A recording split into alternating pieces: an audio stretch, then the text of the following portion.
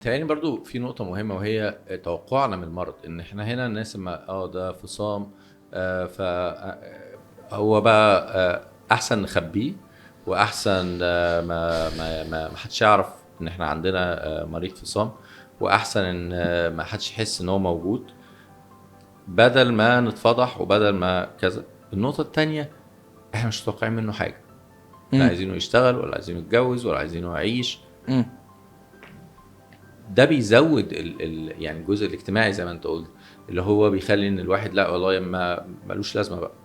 لكن لو انا بتوقع منه، بديله مسؤوليات محدوده ومتهندسه على قده، ولكن مسؤوليات هو هيعملها، لازم يقوم بيها امم عشان يعرف يعيش.